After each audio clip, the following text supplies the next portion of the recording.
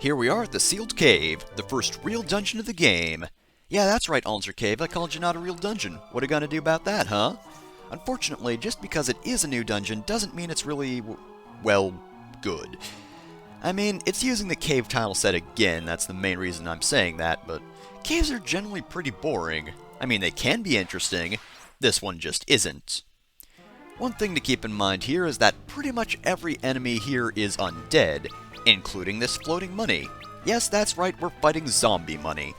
So that means they are weak to fire and they're weak to cure, which are all level 1 spells, so even as a freelancer you can cast those, you don't need to be a mage or anything. We also picked up the blizzard spell, or at least you should've, but that'll come in useful later. Ooh, and that's not good. They can inflict confusion with their physical attacks. You see, I didn't actually get to choose Dante's action there. Under the effects of Confuse, a character will attack their own party members.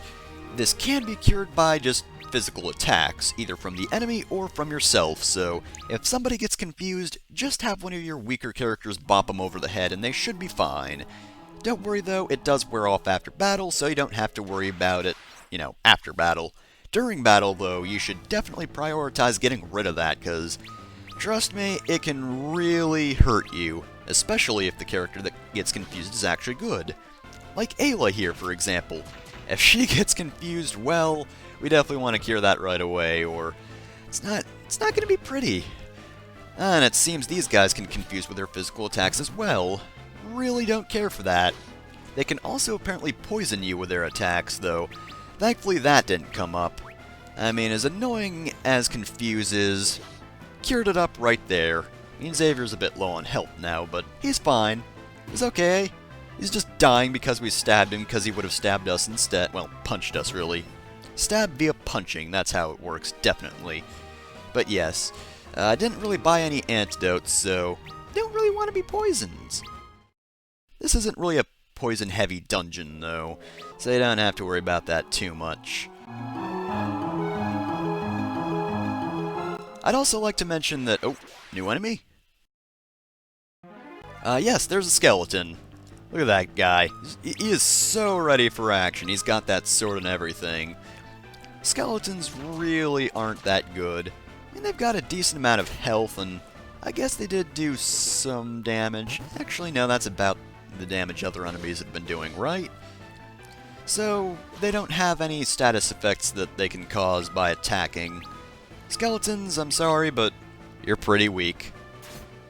Yeah, see, it only did 19 damage to Ayla, and now you're dead. Look at that. Look at what your fight has brought you, skeleton. Was it worth it? Was it worth it taking us on? I wouldn't think it would be. So, as I was saying before, not a very interesting tile set, and honestly, the dungeon music, not really that good. I don't care for this song all that much. I mean, it doesn't really sound ominous, it's just kinda dull. It's not even interested in itself, which is kinda sad if you think about it. Right, we got a treasure chest over here, and I believe this is the one particular floor. Yes, indeed it is. Touch the skull. Touch it good. Because that will take down this wall, or remove it from existence. It didn't go down, it just vanished into nothingness.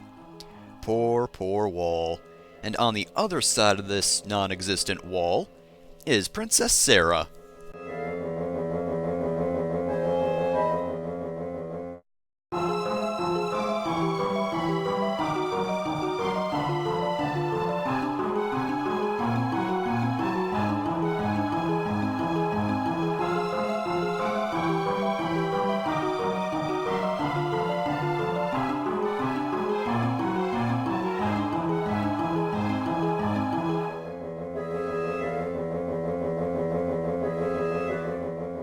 Well, she's not even going to be in the party, really, so yeah, of course no harm's going to come to her.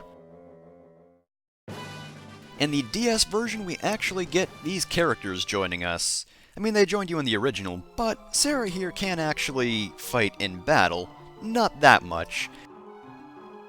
She has 2 spells that she can use at some point during fights, and they're honestly both very useful. We'll see them later, and as she said, we can press the Y button and talk to her. how did you get to the other side of the wall? Did you touch the skull and did the wall just come back up? Is that a thing that can happen? I mean, I can punch things, but I need people stabbing to back me up. But yeah, many conversations are actually just repeat conversations, so we're not going to be talking to Princess Sarah too much. Now, at the start of this fight... you know, I need a little bit of health. I should probably heal up at some point. Oh, wait! Sarah has that covered for me. Thanks! So that's only a basic cure spell and used on the entire party, but the HP it gives you is actually not too bad. I mean, that's almost 20 HP, and that's about what these enemies are taking with each hit, so really, I'm fine with that. I'm glad she heals me. But as I said, she does have one more spell that she can use. That one will actually be an attack spell, but I believe we will be seeing that one, so we'll wait to actually mention it. Or I will anyway. I'm a single person that just uses the Royal We way too much.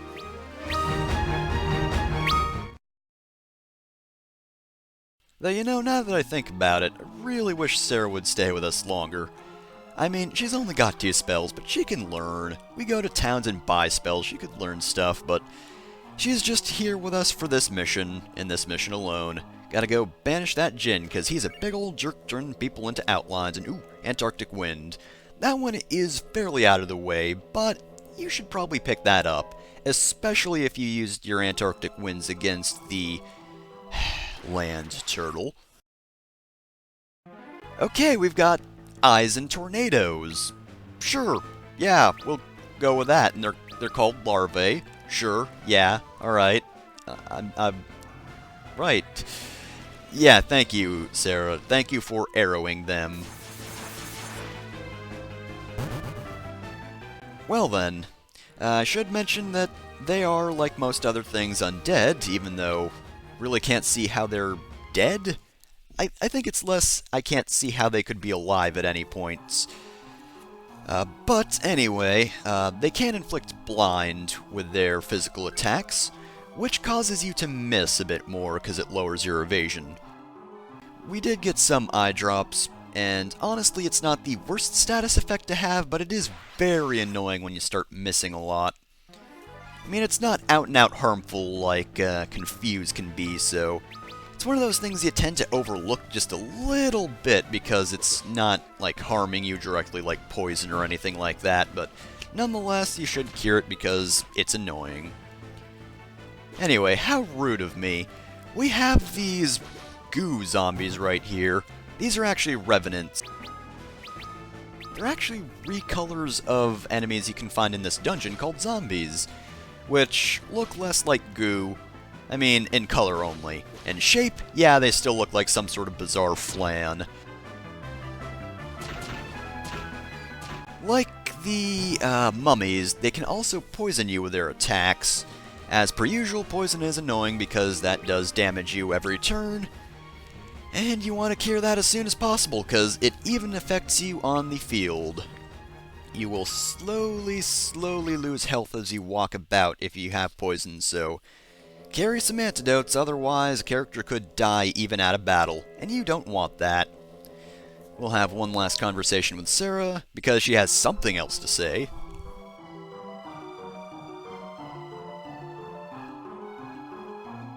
Thank you very much.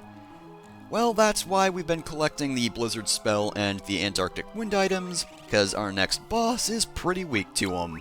No, trust me, he's very, very weak to them. Alright, let's just see who this Djinn is, and it's, that's just some dude hanging out down here. You can't banish me! I got a rug here and everything! Look, this is basically my house now. Nobody's using it.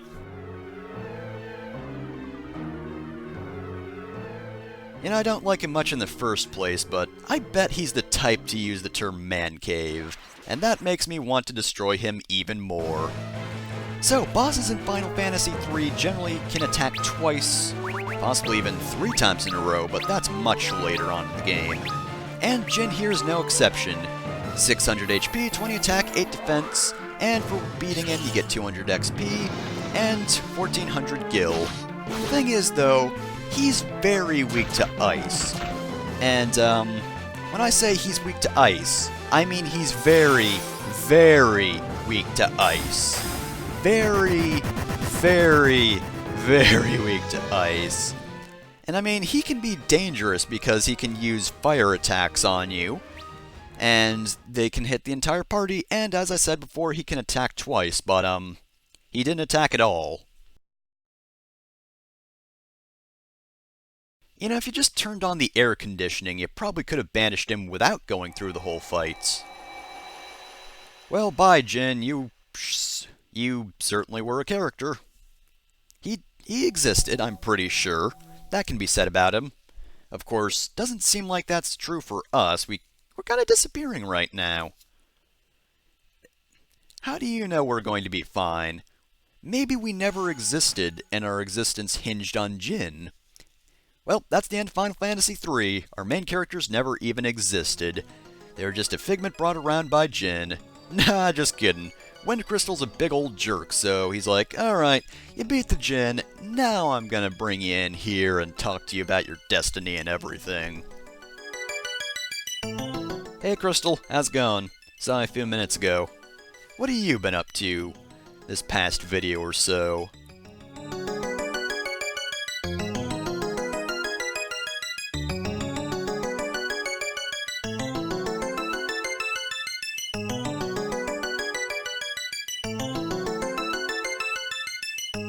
Yo, I'm the Wind Crystal. Check out how impressive I am.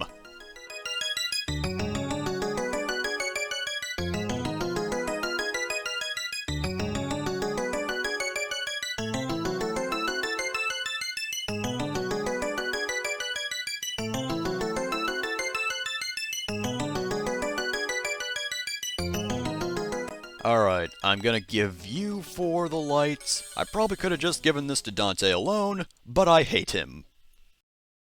And now I'm going to shut up because we have a very boring animation, but the theme of Final Fantasy will be playing, and that's a good song, so I don't want to talk over it.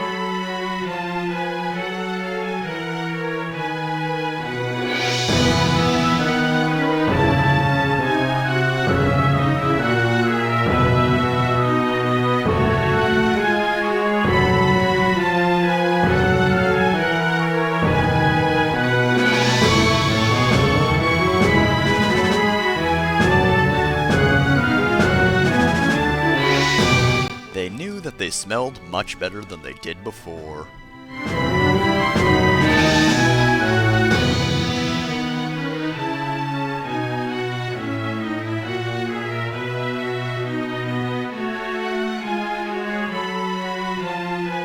Yeah, that sure was a JPEG of a crystal with special effects over it. Well, that definitely didn't live up to Final Fantasy 1 or 4's use of the main theme of Final Fantasy. But at least the song's good, even though it was just, hey, here's a crystal, here's some words, and some credits. I love how you have that whole intro scene like, oh, they're bathed in light and it was so glorious, and it's just like, tiny effect. There you go, you've been blessed. Good for you.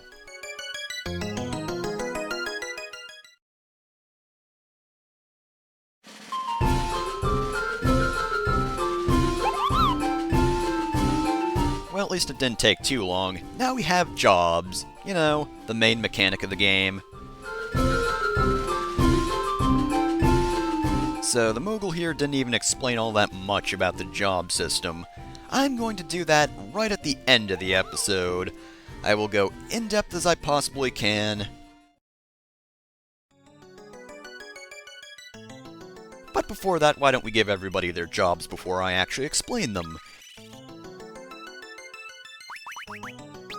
Right, we have access to 6 different jobs. I mean, I guess technically speaking Freelancer counts, so that's 7, but after this, don't bother with Freelancer ever again.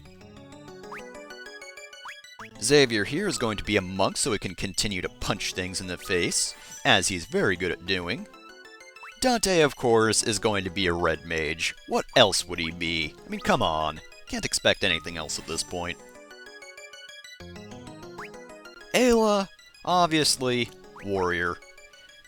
I mean, she's got to dual-wield those swords, and now she can dual-wield them better. And our final character... William, you're a nerd, so you're going to be a black mage. I used to make him a white mage, but trust me, you want a black mage on the team. And now there are little down arrows next to our portraits. Again, I will explain that in just a moment, but first let's outfit ourselves. Now, I don't really have much good equipment at the moment for these characters. And of course, the best equipment should go to Ayla since she is our powerhouse. Well, she's our warrior, therefore attack and defense should be the best. Dante will get the second dibs on everything. And honestly, William's gonna use a rod anyway, rather than a sword. And yeah, I only have one mithril helm, so that definitely has to go to her. Sorry, Dante, maybe later if I buy one. And yeah, I really don't have much good armor. I'm going to have to decide who gets that. It's either Xavier or William. Both their defense kinda sucks, but... I'll give it to you. Technically speaking, Xavier's still going to be in the front row, so it should go to him, but it's not going to be too much longer before I actually buy some more stuff, so I shouldn't be in too much danger. Also, the yellow numbers also mean something. But again, we're going to be getting to that in just a moment. Oh, whoops, wrong way. Because we are at the end of this part of Final Fantasy III, and next time we'll be exploring this area before finally moving on. But before we get to that, I think it's about time for a little job explanation, don't you?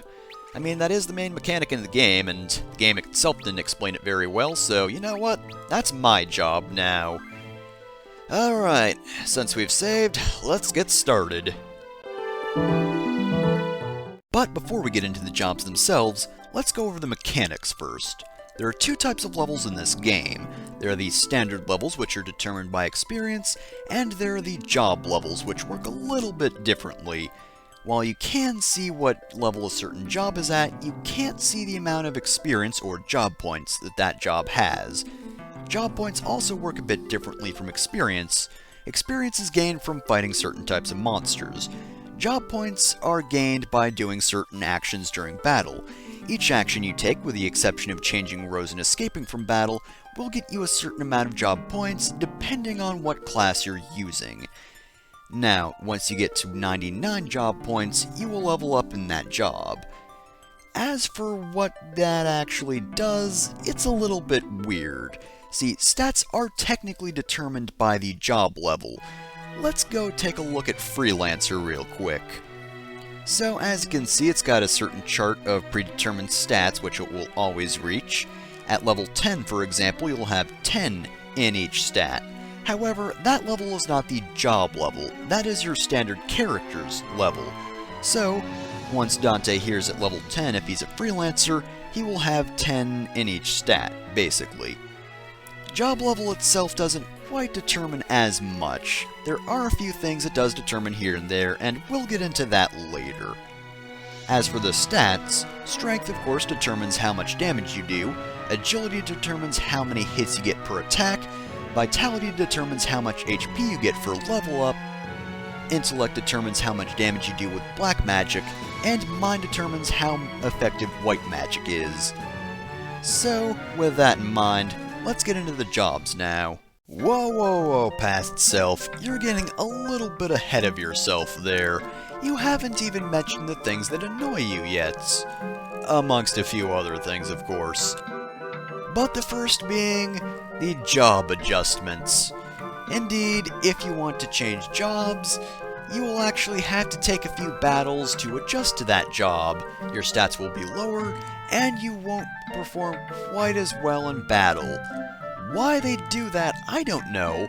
Final Fantasy V had come out in the US before this game, so you'd think they would have learned, oh hey, people like changing up jobs. It would be a bad idea if we did something to punish the player for wanting to change up jobs often and use different ones, but no, they decided to do just that. Now, the number of battles it takes for the job to actually become adjusted depends on what jobs you're using. It's all about the transition. See, if you're using a physical job, then transitioning to a magic job will actually take longer. And if you transition from one physical job to another, that won't take quite as long. Freelancer's kind of the middle, and it doesn't take too many turns to transition to any job from there, but still, the fact that you get lowered stats if you change jobs, which, by the way, you do have to, it's just not fun. It's a dumb mechanic. I don't know why it's there, but for some reason they decide to add that. Now, this doesn't have anything to do with the jobs, but I figured since it annoys me and I haven't brought it up yet, I might as well here. The magic system of this game. So, the remake started changing to the MP system that you normally see in most RPGs. If you'll remember in Dawn of Souls, it used that system. You use a spell, it takes a certain amount of MP from the amount you have. This game, on the other hand, keeps to the originals, where you had spell charges similar to certain tabletop games such as D&D, in which each level of magic has a certain number of spells you can use until you go to sleep. I don't like this at all. I mean, granted, depending on what job you're using, you do get plenty of charges, but still, nonetheless, I much prefer MP because you usually get too many spells in one way, but not enough spells in a different category. Like level 1 spells, you get like 50 of those things. You can use them as much as you want, but then you can only use like one level 7 spell or something like that. Whereas, with an MP system, it's kind of on you to decide. Do you want to use more small spells or a few large spells? You know, stuff like that. Here, it makes the decision for you, and I don't care for it. But anyway, that's enough of me rambling on about that.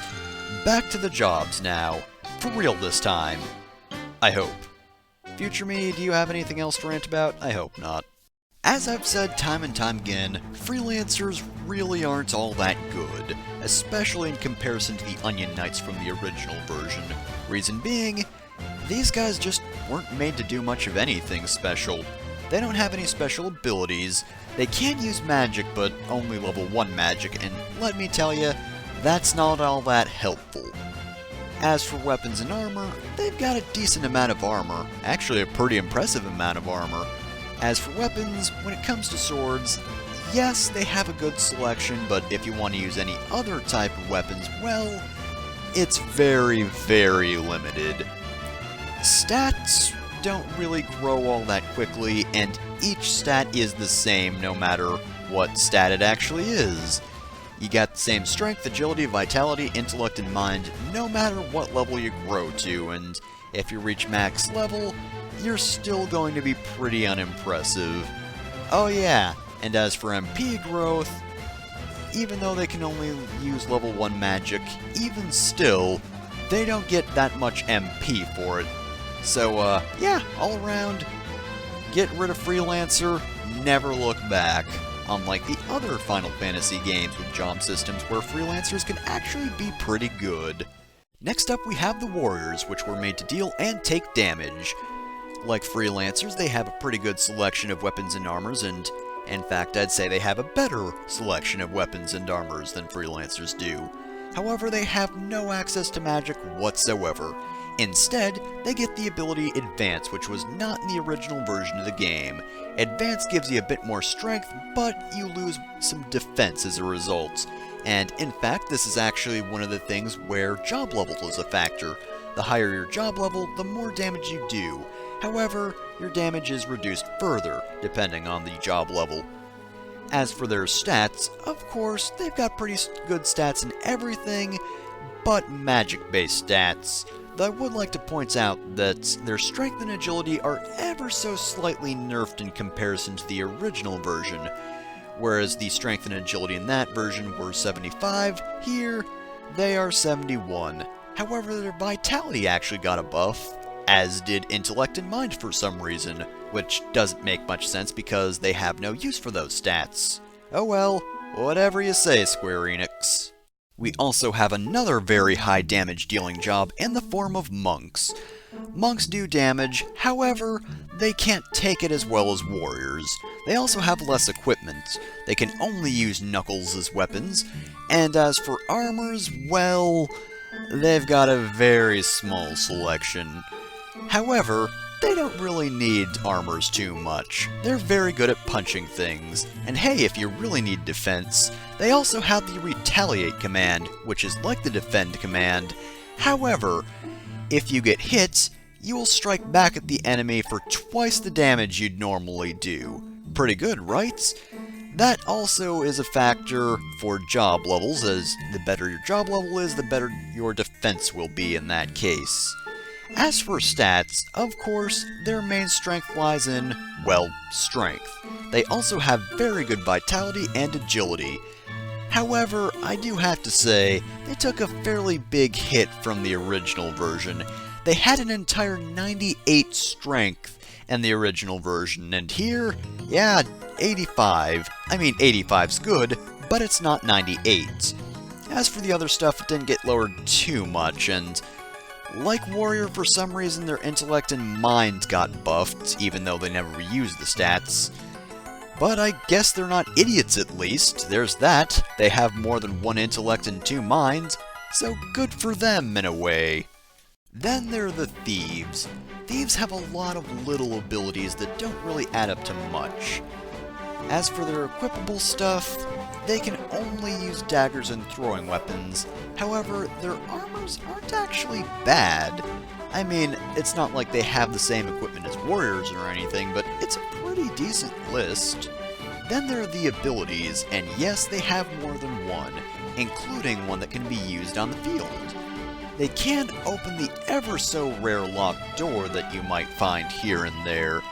In battle, though, they have the Flee command, which isn't quite as good as it was in the original, unfortunately.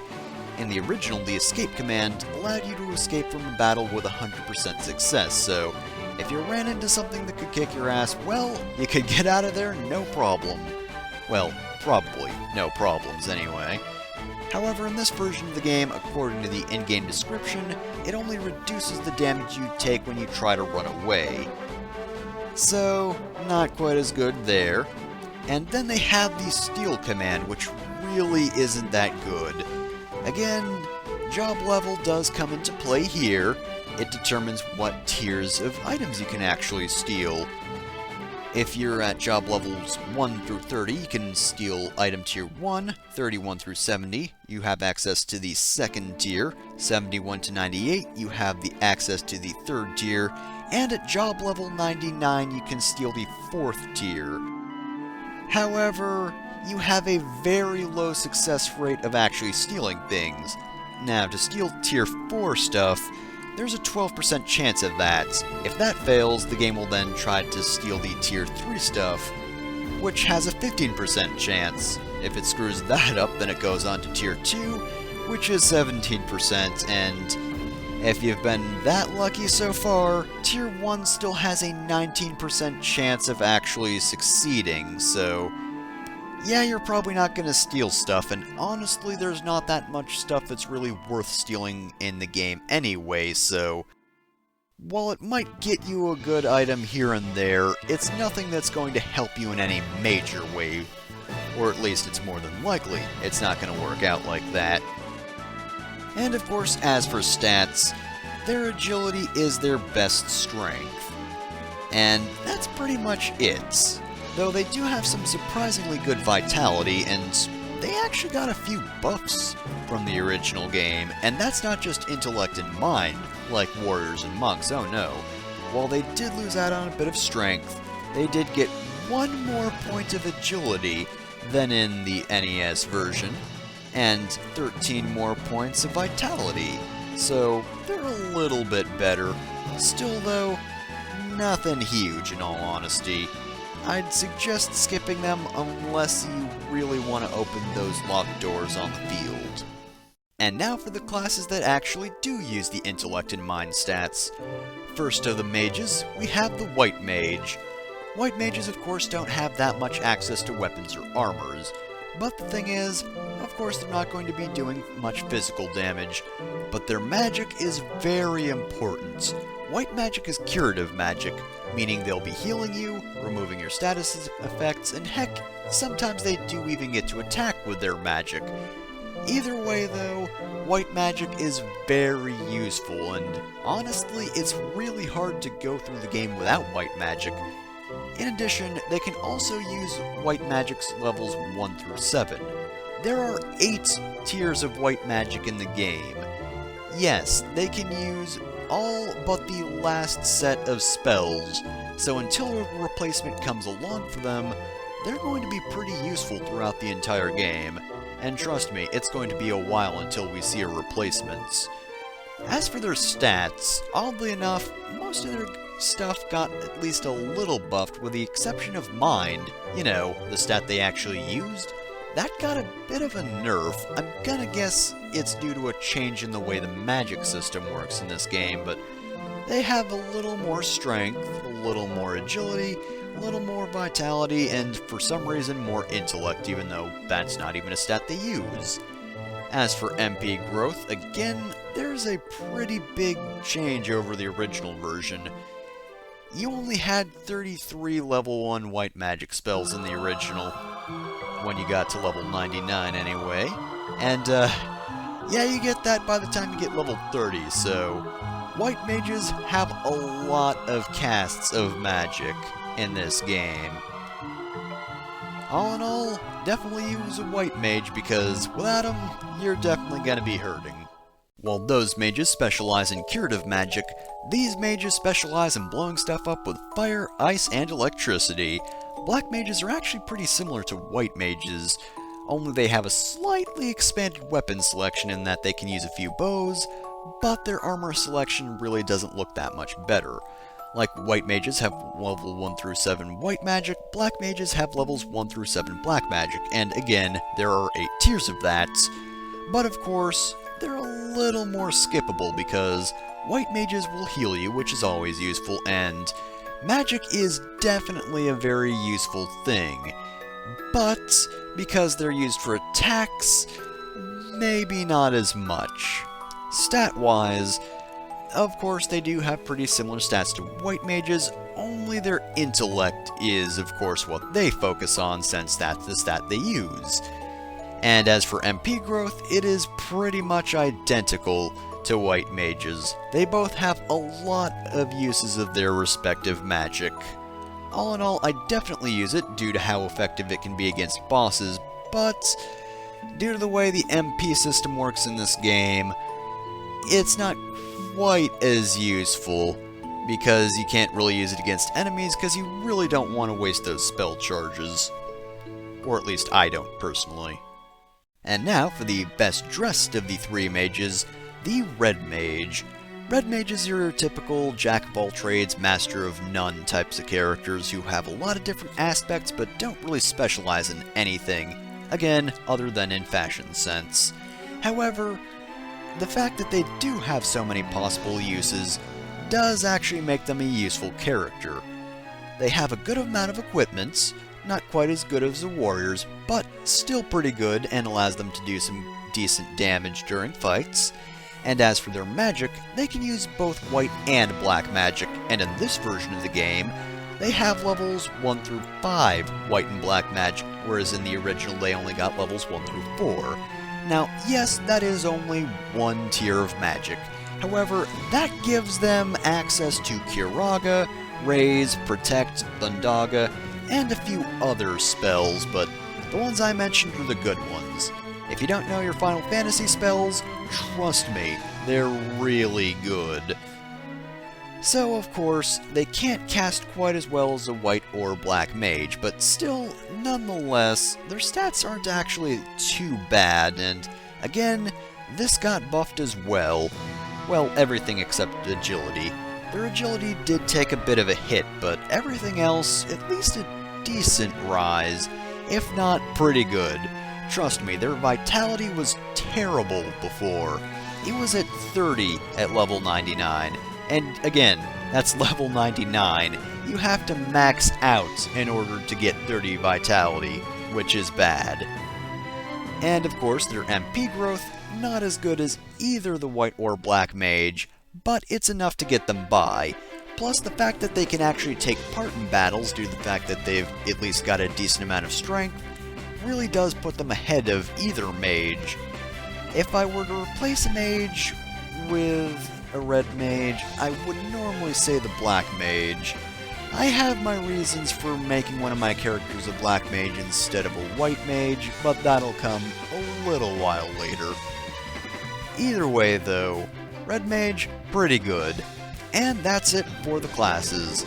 If you haven't noticed, the jobs you get first in this game are actually based on the original Final Fantasy.